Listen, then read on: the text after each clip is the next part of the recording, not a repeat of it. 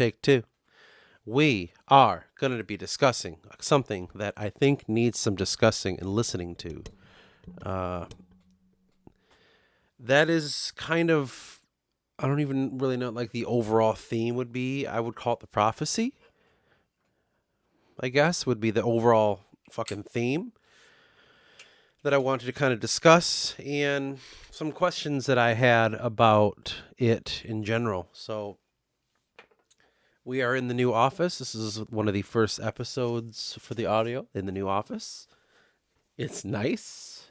It's comfortable. It's perfect. Everything's around me. Just about. It's a little, it's a lot. But anyway, the prophecy. So there's a lot of different things when it comes to the prophecy. And as I wrote the book, I noticed, I didn't really notice. I noticed today, really. I wrote it, and now I have to go back and work on it, right? I've said that before, but I've noticed the deeper part of the story is getting deeper than I even expected it to be. I thought it was already pretty deep. Now, when that comes to the prophecy, as I've described it, I don't know if I've done a video about the prophecy exactly or anything about. Well, I did. I did a video called The Prophecy. And that was okay, cool. I did. Okay. That was one with the tape, which I want to get that back. I let someone borrow it. That right there to me is the prophecy when it comes to how they understand it with the Orotan, or as their other name is. I actually forgot the other name.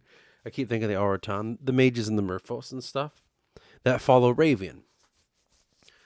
Now, within the book, there's not a lot that's really explained, and what led me to this prophecy being revisited is I had been, the other day, maybe like a week or two ago or more, I was working with Jacob on a little bit of the line of Tan, at least the beginning of it. And I don't really remember exactly why we were working on it, but it happened. And so I thought, well, let's finish it. And so it was kind of a bitch to do, but 1600 years is kind of tough to fucking just jump through. But we did it. And I focused on, I did my half. I still have to do Tanais' half, but I focused on more of Odysseus, his children, their children, all the way down the line. And at some point within that, they were all males, I realized. I was like, well, fuck, you've already done 1,000 years of males. I guess this is only a hereditary thing that's passed between males. They might have had women, or they might have had girls and all that, but there are no women on that list. So it's not like girls aren't born. I would imagine it's just the males are more important in some way. It's one of those mistakes that I don't know. We'll see. We'll see what lore we can do. I mean, I guess you could go back and just change the O to an A, but I don't know. I'm going to roll with it and see what happens. I don't want to just do something because people expect you to. So within that, I noticed, I got down to a certain line, and then going back, there was something that me and Jacob discussed, which was Cesrones, which Cesrones is the son of Odysseus. Now, Cesrones and... Oh, my God. I'd have to get my glasses because I can't fucking see. Yeah, Cesrones and Autumnus are twins, right? They were born from Theseus, the brother of Barus. And looking at it, Barus doesn't have any children. But Theseus had the twins. So we discussed a little bit about the character, and we found out that maybe Cesrones is the betrayer. He's looked at as the betrayer to his people, to the whatever the biblical name will be for the line of Tan. the people that are at that point in history is trying to establish Adrana and put it on the map and working on it slowly, because that would be around looks like it says from the 400 to 600s, and in that time you have Adrana becoming a bigger nation. It's working, right? But as they're trying to establish these territories, Cesrones falls under the influence of the Whisper, much like his, what would it be, his, I don't know, his grandfather's brother. What the fuck's that called? I don't know. You know what I'm saying. Odysseus is his grandfather, Tanais. Tanais fell under the guise of the Whisper, and the Whisper controlled him in the way to, burn down the force, essentially. Now, that was just a preliminary thing, because there was a previous thing that me and Jacob were discussing, what exactly the Whisper is. And within that, the Whisper is something more elusive than previously imagined and previously conceived. Now, suffice to say, Cesrones falls under the, I wouldn't call it ideals, but I think he kind of sees what the Whisper's about. And I'm trying to give too much away, because I never know what's going to happen with these audio, So I won't be on the nose about everything, even though I kind of am sometimes, but I'll leave certain things foggy. Anyway, he just kind of understands what the Whisper is, right? Now, because of that, I would imagine, he was exiled because of, fool me once, fool me twice kind of thing. Tan was fooled by the Whisper, Tanais was, and it's like you are actively seeking him out. Because I believe that Cesrones kind of looked at the Whisper as something to be studied. And I believe at first, much like Odysseus was told not to go into the forest, he's like, well, why? So he wanted to discover why. And it's because of his intrigue and his wanting to, how would we word it? Like, why can't I do this kind of thing? Higher intelligence people will do that. They'll say, I don't know why I'm not allowed to. Now, within that, curiosity is where we see the destiny happen. He was meant to do that. Now, Tan was meant to leave the forest, so he had to listen to the Whisper. Though they won't look at him as such, this is what Cesrones was coming to understand. Everything the Whisper did, or the promise, whatever you want to call it, seemed to progress mankind in some way, shape, or form. So it seems to be moving in a way where it's forcing mankind to take steps. Now, why it's doing that, it's very unclear at this point, to Cesrones at least. But when he realized what Tan had done, and he looked back at Tanais and realized what it caused him to do,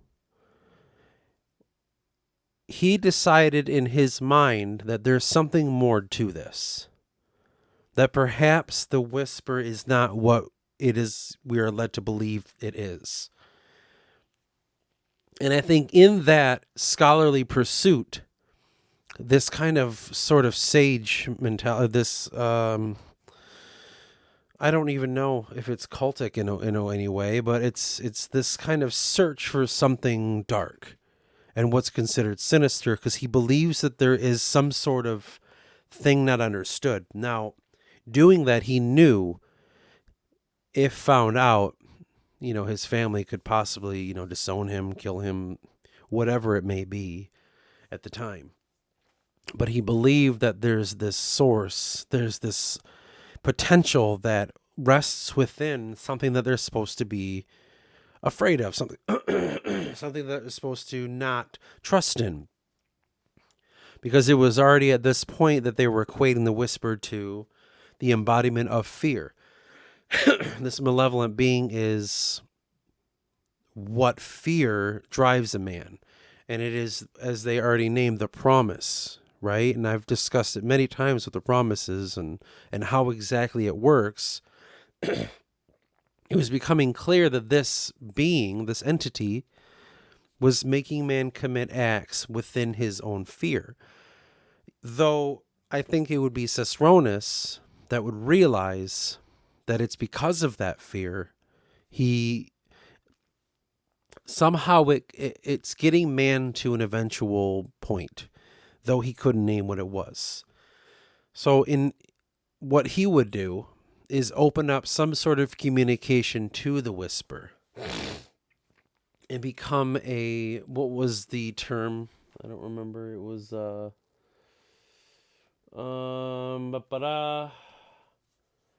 chosen by the whisper. So, okay, so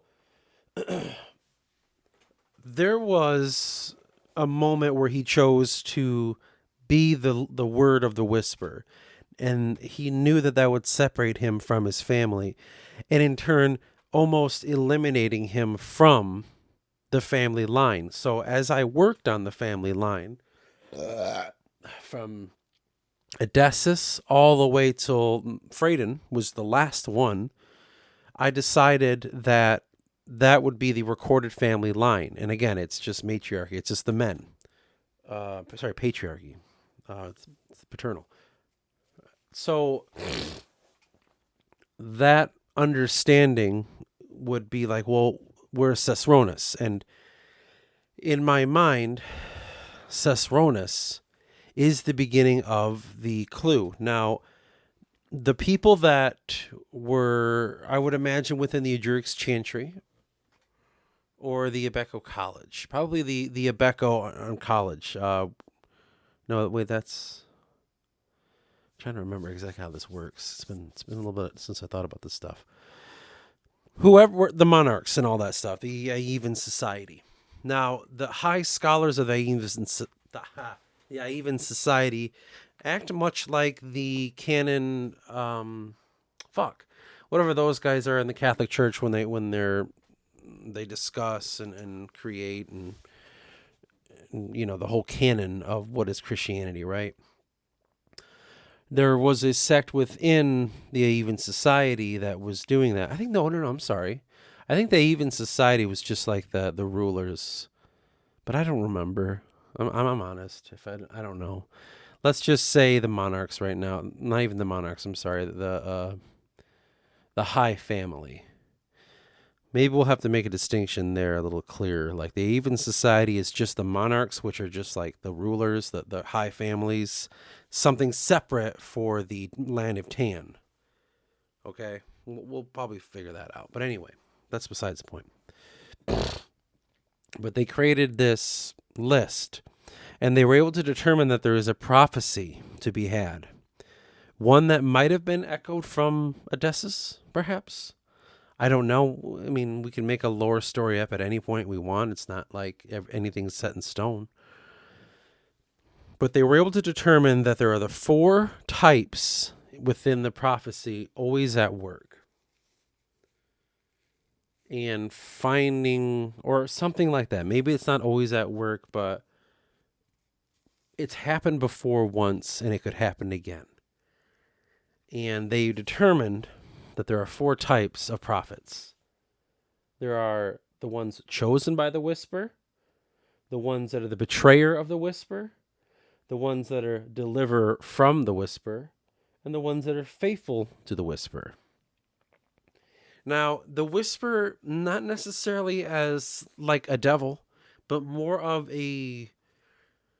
they're faithful to the concept of what the whisper represents, at least to what they believe. So when it says faithful to the whisper, they're faithful to the concept of what it is, right? Now, there are certain ones, I think it only really mattered with Odysseus' kids and grandkids. After that, the prophecy disappeared. A lot of the family line would just kind of do what family lines do, developing land, creating kingdoms and blah, blah, blah. And eventually going to war in the War of Eights and, all that shit. Cesrones was, I believe it says,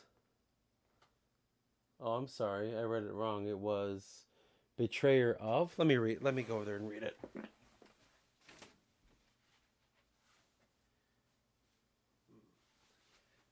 Cesrones was the betrayer of the whisper, which means he was a betrayer of the concept of what the whisper represents. Now, in my mind, that sounds like they would think he was a good guy in the days of old, but perhaps he was more involved in a way. I believe I said that he kind of established the Edric's Chantry and all that stuff.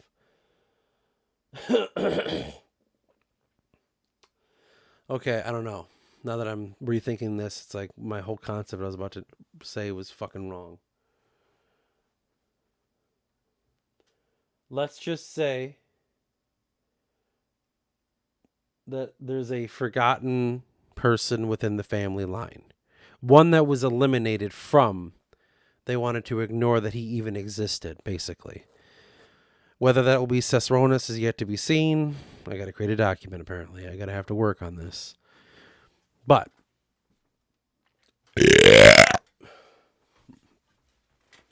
somebody was written out of the history books.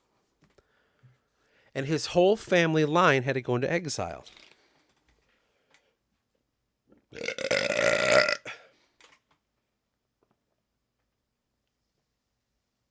Replace the name Cesrones with anyone. And you have the children of Barros. Barros was the one that upon the death of Odysseus took up the mantle and became the leader, if you will, of what would then be the Edenian people. Now, I don't know a lot about his story, but his son, whoever this person was, if you look at the family tree, you just see Barros and you see nothing. Almost as if it was erased, this whole section. You look at Barros's brother Theseus, and Theseus had these children. And then their children had children and children. It just keeps going down all the way till Phredon.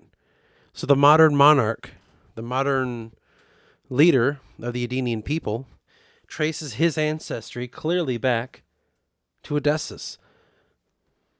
But it's Barros, the one they said died childless, who had a child. And it was this child, originally I was saying Cesrones, but I guess that's not his name now because I didn't see it correctly. This kid eventually became someone who, like I said, questioned the validity of everything. What is the whisper? Why? Blah, blah, blah. All these things. What he did led him to exile him and his family from the Edenian people. I would imagine that they had to flee Volia. I imagine they fled Adrana as a whole. Now that does add to our old idea of the cult of Thessalia. Okay? That were up in the Northernlands, I believe it said in the book. My idea. Ready? Then I'll kind of lead it on to everything else. This person and his family truly grasp what the whisper really was. Not what the whisper was to mankind that we want to think he is or isn't. None of that bullshit. Nothing that the Edric's Chantry teaches. Nothing that the monarchs believe, the Aevan Society. None of that shit's right. It's all blasphemous. The real concept of what the whisper is, these people found out. These descendants from Tan that were written away from the history. Now, what they did in those years was yet to be determined by me right now as a storyteller. I don't know yet, but they were doing something in these wildlands.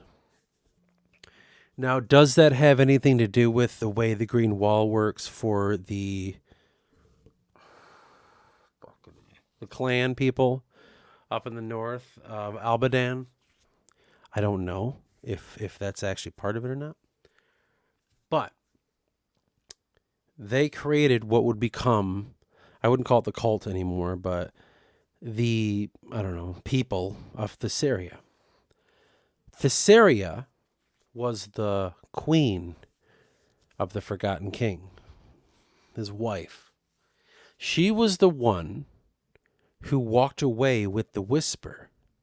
She was the one who put the Forgotten King in the other realm. And it was because of her that the trapping happened and everything that follows. The only difference that the people of Thessaria would say is this was not a trick, and she should not be vilified. And nor should the king be saved. They are under the belief that all happened as it was supposed to. They fell in line as they should have. They followed the whisper. It's essentially a whisper cult, but their deity, I wouldn't say deity. Well, yeah, their deity because it's the queen. Their, whatever that word is, I always forget. Oh. Anyway, I don't know. I said it here. Bastion of mankind, symbol. That's the fucking word. Oh, all right. Anyway, their symbol would be Thessaria. Now, these people, these descendants from Tan, these wanted people, understand what the whisper truly, truly is. Oh my God. I'm just thinking like, what this might fuck up. But anyway, that concept they carried forth. And I believe it was Eris who was born from that family line, which means he is the descendant of Tan, which would be considered like Jesus, the Son of God, even though it's the body of God, if you will. That's what Tan is. Same thing. Eris has just the right to claim to the throne as anyone else. But for whatever reason, they had to go into hiding, and Eris had to live. Like, somehow he found himself living in the fucking most dangerous place, and obviously it's like, well, where are they going to look? I don't know how I'm going to work that side of how Eris got to be where he is and why. That's very important. It will be worked out. But I think it was going forward and thinking about Ravian and how he says Eris must replace the Forgotten King. I don't know if he exactly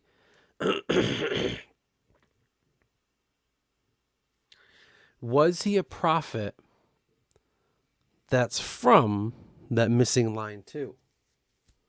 Is he also a descendant of Tan? One of the children of someone, I think he was born like 1200s or whatever. And all that shit happened, and he led the people to the the whole thing to Adrana, fight in Falcor Hill and all that shit. If I mix him in there, it's hard to really grasp that because it doesn't make it's not real yet. But Ravian being a descendant of Tan from this hidden bloodline, which is why they question his validity, which is why they say he's not, even though he claimed he was, like how Jesus claimed what he claimed, and then all the Jews are like, no fucking way. It's much the same there. Ravian traveled to Tantorum to preach, to talk about the new concept, to get people to not be afraid of the whisper. Because you got to remember, at that time in Tantorum, they kind of outlawed like magic and religion and all that stuff because it was seen as very dangerous. It was seen as extremely dangerous to the peoples. When he came over and was preaching about what the whisper is, that's why, oh God, what were they called? Doviniks or something? The Doviniks? I don't know. But anyway, they believed that, I'm trying to remember the way it went. Because as I've had it before, that history was, they did still follow Dove at the time, which was the whisper. And Dove led them. And Ravian would had to have been the opposite.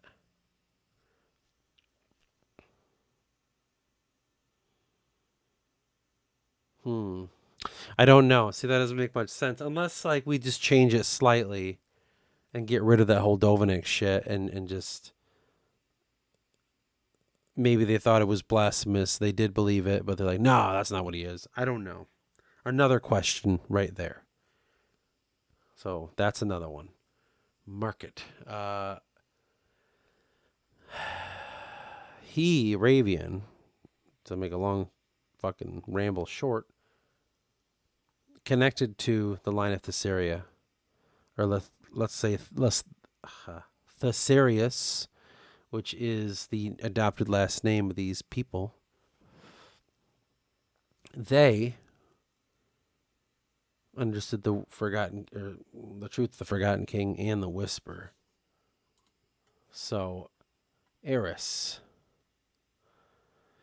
Eris is some sort of disturbance in the natural order of what events are all coming together.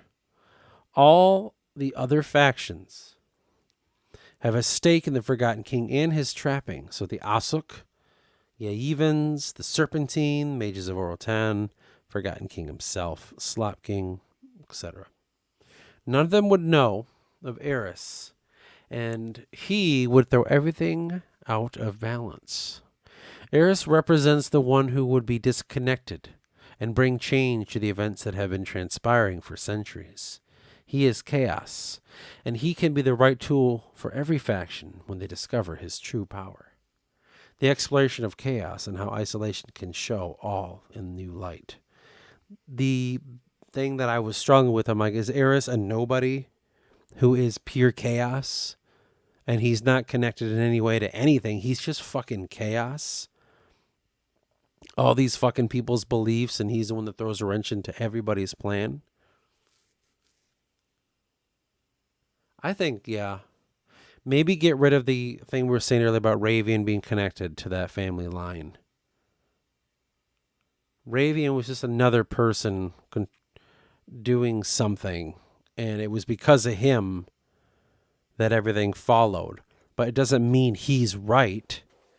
He just happens to be him and his order happen to be the first person Eris bumps into.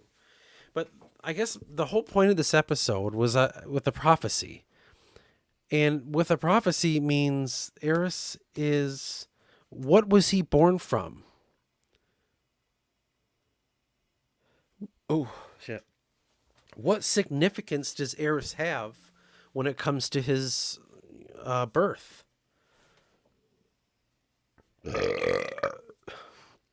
People are fucking weird. They're not going to like, well, he was born from nothing, or whatever it is. I don't know.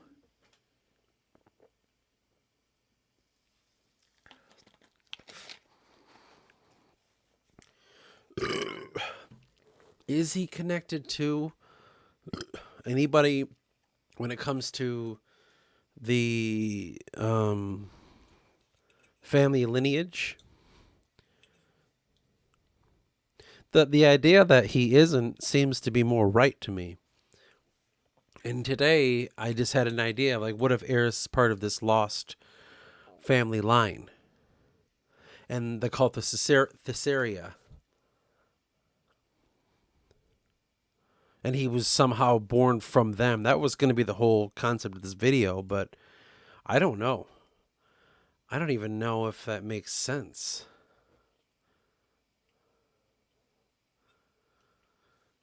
Oh, Crossroads. Again. This is a moment that'll be remembered, though. So the question will be, is Eris connected to the family lineage, or is he not? If he is, we have a lot of things to fix. If he is not, we just need to re-examine everything we know. Make sure they're like what motivates Ravian. Make sure we understand what motivates everybody. The easier path would say chaos, and he is a disturbance, and he is something to he is the real agent of the Whisper.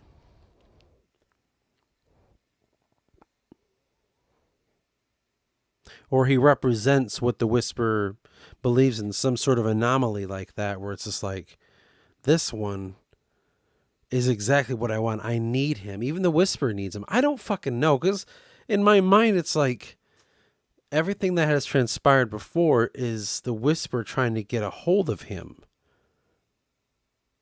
through other people.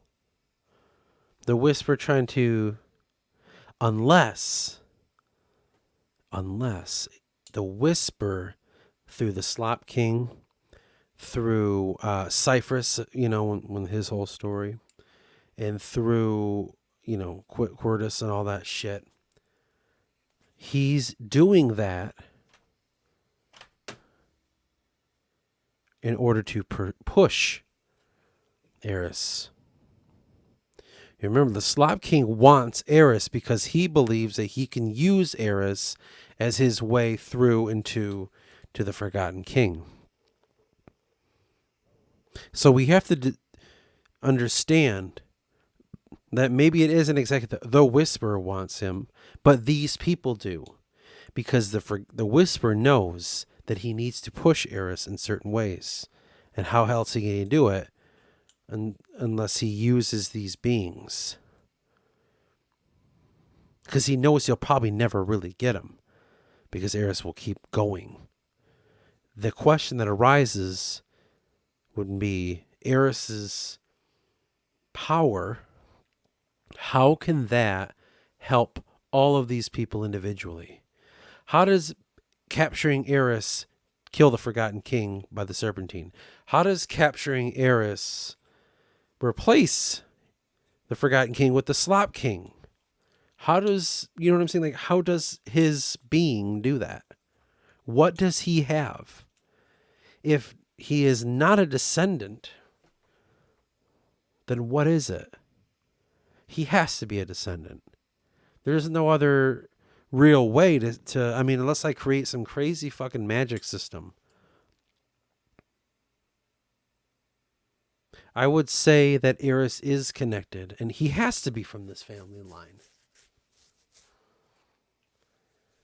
It's just, maybe it's not so culty. Or maybe it is. Maybe they do understand that Eris is the key after all these years. And it'll be him that they send into the world. They send to Adrana for the story to begin. Because they know what he's capable of, what he will be capable of, and what the Whisper wants.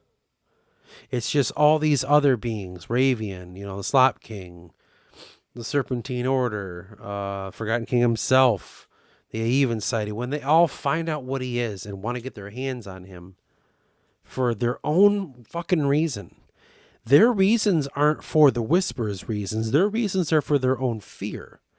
Now, the Whisper is the one who gave them promises in some description.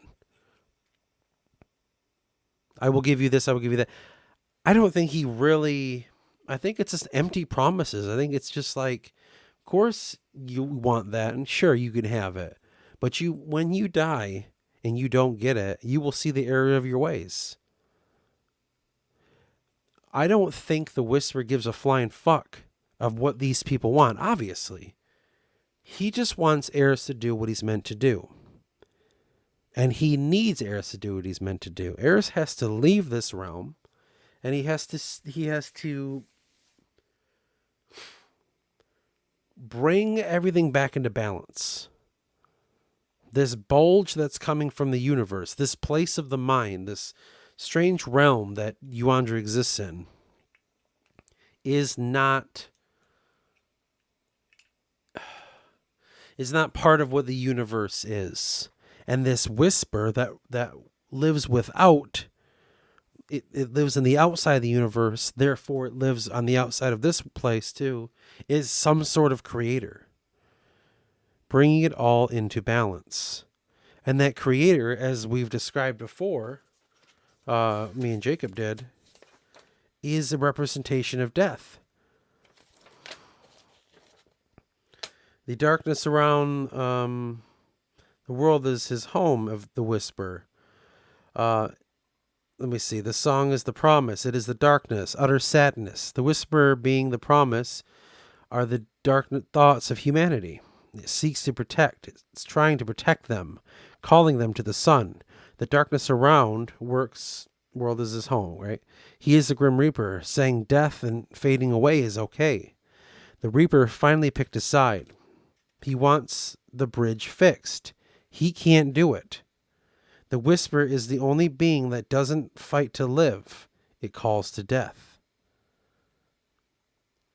So Eris isn't the savior to replace the king. He is the pedestal to accept death and thusly transcend into the void or darkness. The whole story of the beginning of the mistakes of the Titans and the Aeon and everything that followed, the whisper's correcting this mistake.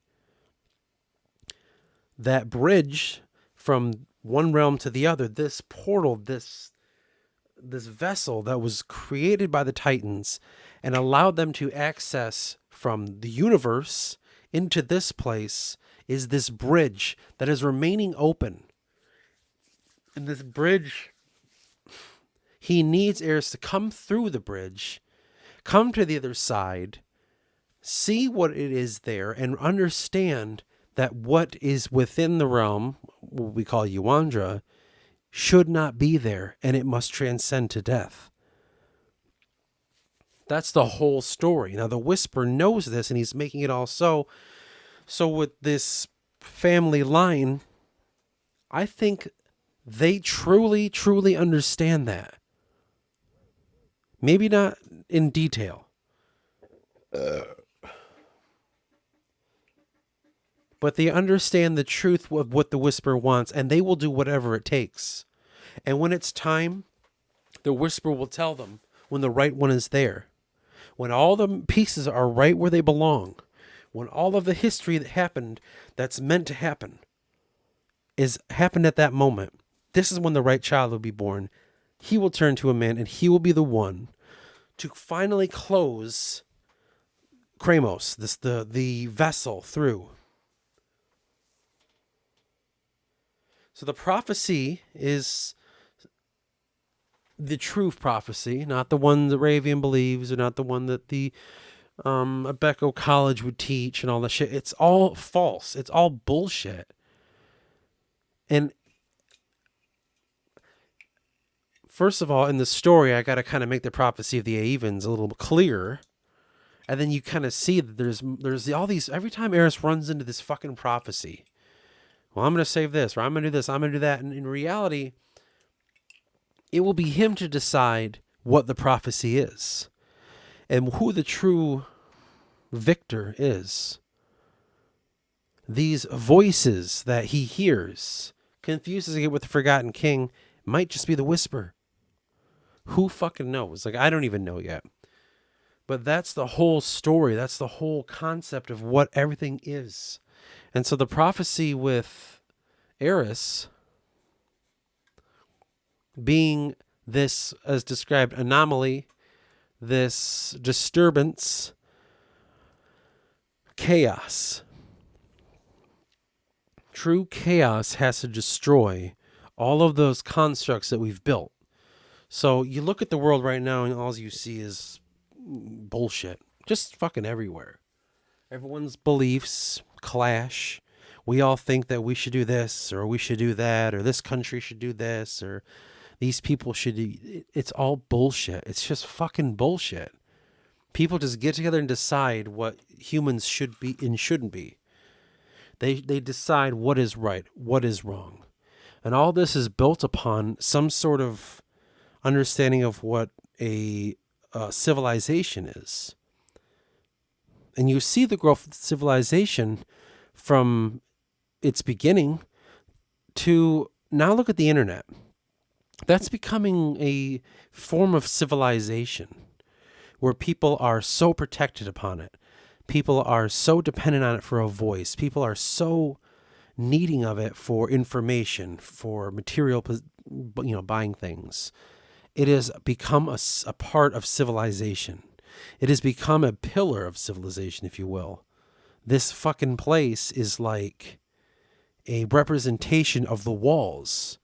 It's, like the Greeks would believe, within the walls is safety and civilization. Within civilization is higher people and, philosophies and mathematics and all that shit is within the concept of civilization. It's the internet now. The internet's replacing it. And so you kind of see it within people, how they communicate and all that shit. It's separating itself. Now, that civilization needs to be destroyed by chaos. And through that chaos is the one who says, or eventually will say, not exactly for Eris's case right now, but eventually, this is all bullshit, man-made constructs. It is man that decides this. It is man that decides that. We need to do this. We need to do that. You, blah, blah, blah. You know what I mean? Nothing in this world that was touched by the hand of man, whether it's in creation, whether it's in his admiration, devotion, ritual, prayer. Basically what I'm saying is anything man made is bullshit. Even religion can be bullshit because man made that. Man interpreted that. The whisper represents the true creator. And it's this true creator that is using this person, Eris, this kid, this nobody, essentially. In the grand scheme of things, he's a nobody. Using him as an agent of his chaos to destroy all of the constructs that man has ever built. Whether that be, like I said, everything man has touched and created, mentally, physically, spiritually, it's all constructs that must collapse because they have no true substance. They have no true source. Even if you look at religion, the source you would imagine is God, right? But the trappings and all of the mistakes are judgments of man's interpretation of a God. It's men. It's human beings. That is the issue that we have in our society, and in turn the one in the book. So Eris himself, unbeknownst to him, he has no clue of this. He is the one to destroy it all. These certain people that live all over the world have concepts of what the world should be. We should go to space. We should all believe in science and stop believing in religion. These ones over here will say we should have equality, equity, and here's what we should do with races and, their beliefs. Then we have these ones that say, I don't know. Just trying to think of generalizing people here. God is the true, whatever, you know what I mean? Like the people that are in the religious terms, whether they be like Protestants or Muslims or fucking all of them. Countries, here's what we should do for the betterment of our country. Philosophers, this is what mankind should and shouldn't be. All of these concepts, man-made concepts, are shit. It doesn't feel like it's shit. But it is. It doesn't mean anything. Eris will have to discover that is his true purpose, is to identify that. And if you look at Eris already, book 1, I always float between like 17 and 18. I think I'm finally going to say he's like 17.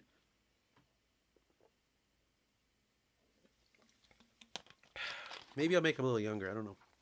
14 seems reasonable. He already looks at the world that way. A very immature way, but he already looks at it. I think it comes natural to his state of mind to say, this is right. The one that we're spoilers, hopefully no one watches this that hasn't read the books.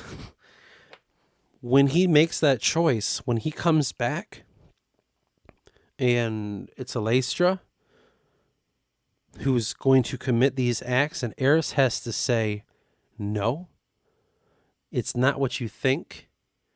You should just put your arms down now and just give up. When Alastra hears that, he doesn't know what the fuck he's on about.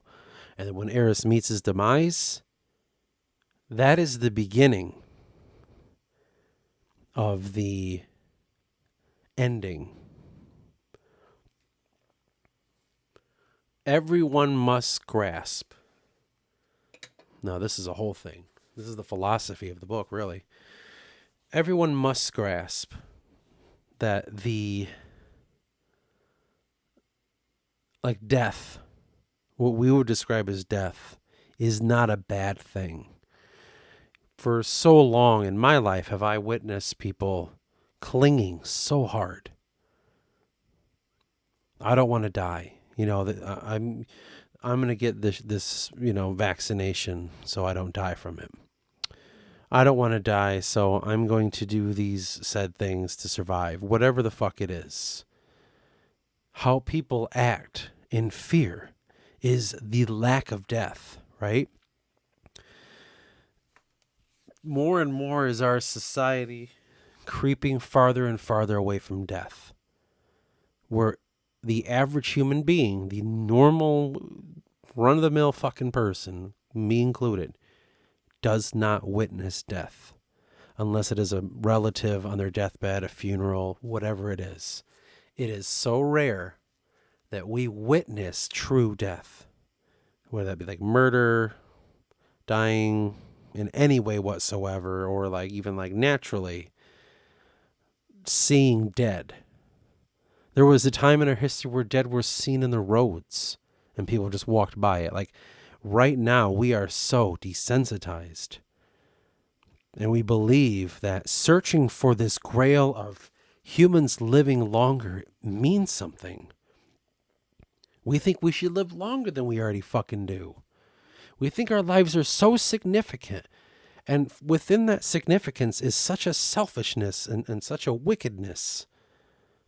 You see it when you're driving in the road. You see how people behave so selfishly, so wicked, so concerned of their own bullshit that they think prolonging that matters. There are people who are pieces of shit. There are people who are fucked up in some way, or they are caught up on some, like they get high off of like the bad things that happen to them. They think that they should keep living longer with that attitude. That blows my fucking mind. Like, there are people in this world that just can't grasp that it's okay to die. And within myself, clearly, because, you speak to yourself first, then you speak to another. This story is for me to say it's okay to die. And there's nothing wrong with it.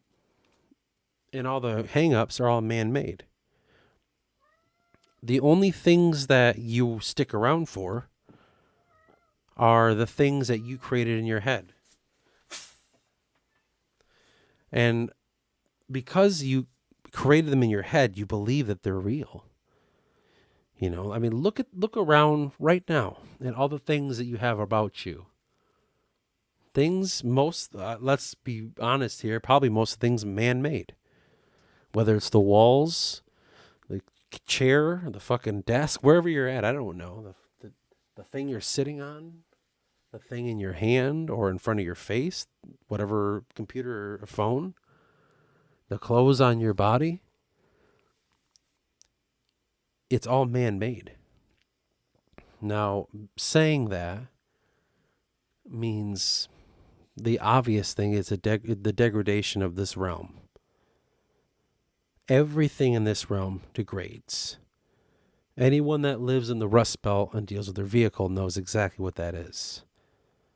Metals always seek to go back to their true form. Like it wouldn't say true form, but they end up looking a lot like how they look when they come out of the ground.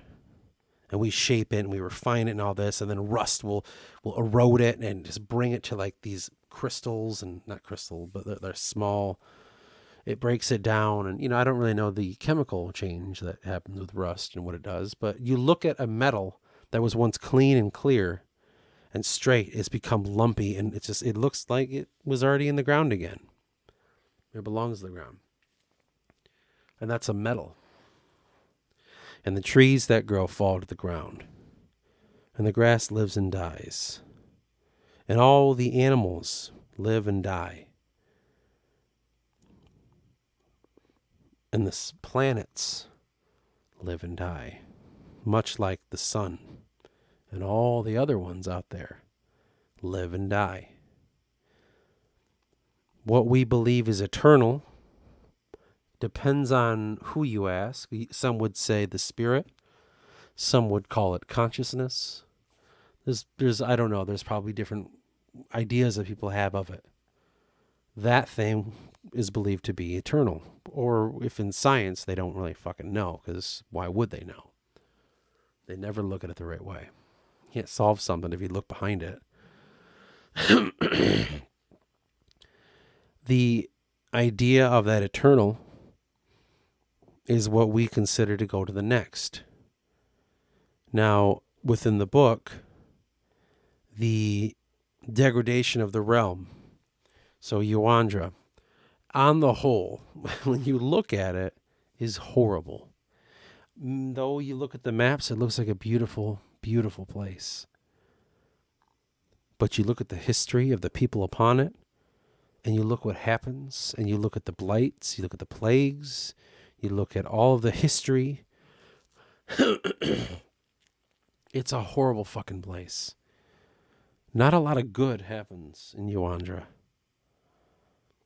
And it's slowly getting worse and worse and worse. And that's how we understand that it's a degradation. Yet there are still people within that realm who seek to live forever.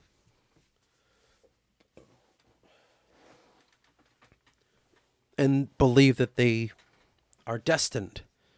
Believe that it's a God-given truth that they need to live forever. There are people who truly believe that. I mean, look at the Inaku just alone.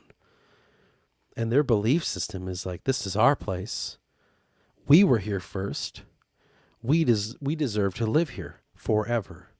Immortal. The Titans that saved us were destroyed by the Aeon, who created the mortal races. What they can't grasp is it's a place that's almost blasphemous from the start. What exactly is Yawandra if not an experiment? Or a discovery? In my mind, it's like the Whisper, which I could understand would be would be the creator.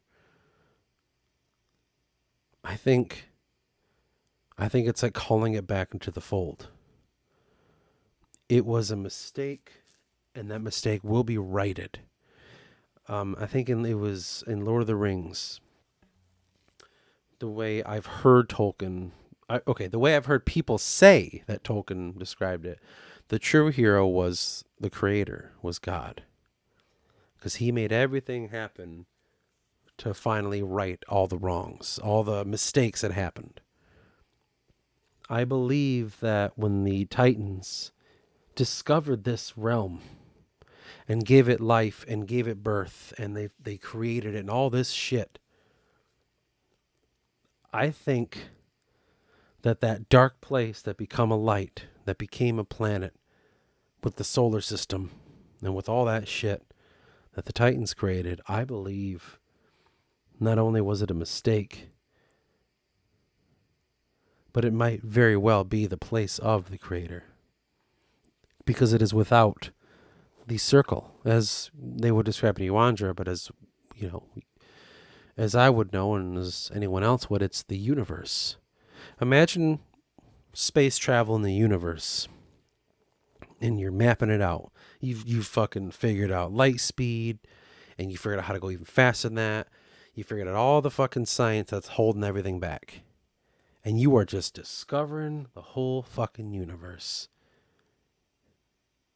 And then eventually you find that there is some what you would describe as an end. You think, oh, it goes back to the radio waves and all this and that. Sure, whatever. And you find that right outside of it is nothingness. Right outside the creation of the universe that's ever expanding, you finally catch up to it.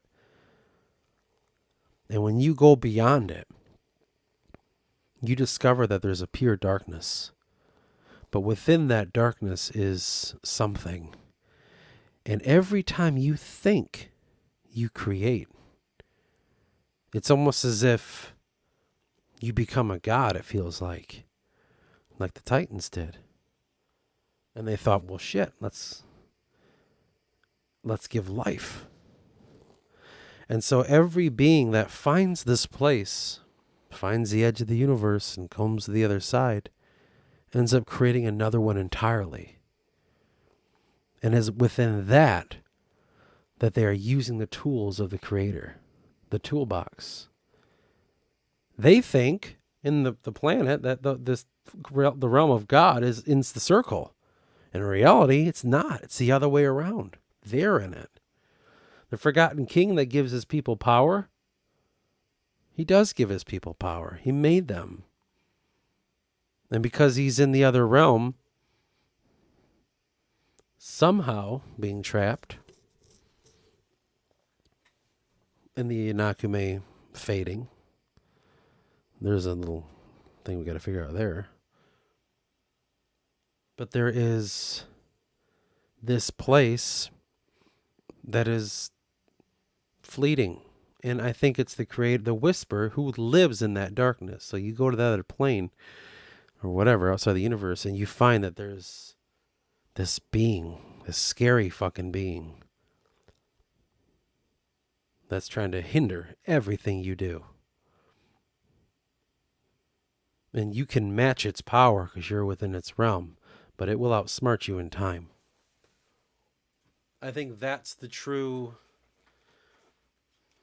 prophecy.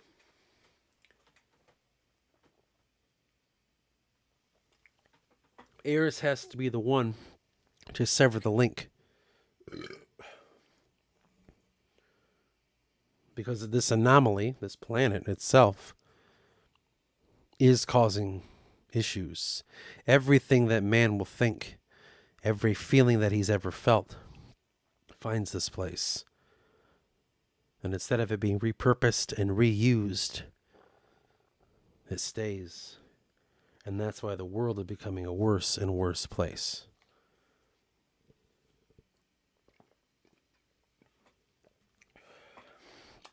At least that's what I think. I asked your grandma, and she's like, I don't know. And we were in bed all night. We were talking about it. No, but this will be something to think about for a little bit, to go through and listen to. What is it? That's how I'm viewing it all. But what I can do is I'll probably call it a night. It's getting late for me. And I'll listen to it and I'll come back with more and see what I can come up with. Make sure this all makes sense. But anyway, with that, we'll call it an end. And from that, we will call it your mother's end. Yes, anyway, that was the point, and maybe that's what it all has to be. You know, just got to think of how exactly everything all fits together. As usual, that's the hardest part.